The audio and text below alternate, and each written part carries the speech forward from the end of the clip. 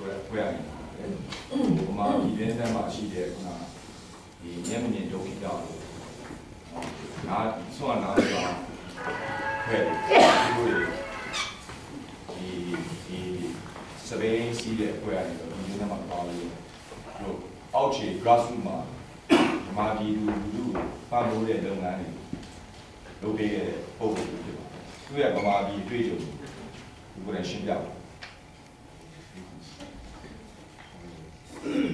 First of all, I like to beg your pardon. I cannot speak Burmese, so I have to speak in English language, and my friend like to translate the Burmese if it's necessary.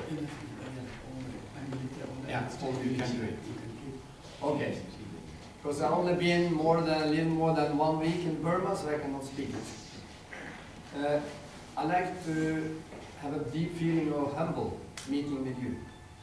I know something about the suffering I've been going through, many of you, in the fight for freedom and democracy. I'm here on behalf of Bike for Peace. And we have been biking around many years in Southeast Asia and in 2008 in Burma. And I would like to say something about our experiences. I have a greeting from Tore Naland. He is a leader of Bike for Peace. These days, he is in Vietnam for Bike for Peace, so he cannot be here. And we plan for a new trip to Burma in March, if it's possible. I think we have been around in Southeast Asia for about 10 times. But so far, 1 in Burma. But we plan to go back, bringing people from Norway, outside the capital, which we may not be able to go in, and even outside the big cities, to meet the ordinary people where they live.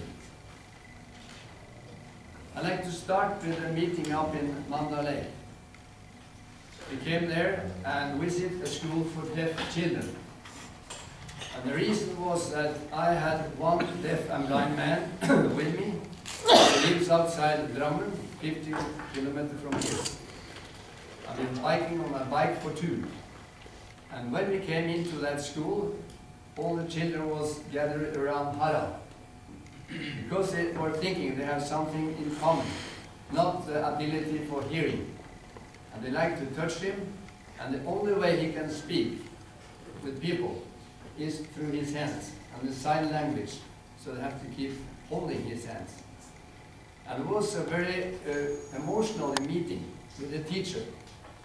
The teacher at the school was also deaf, but sooner or later he will become a blind man too, because he had the same disease as my Norwegian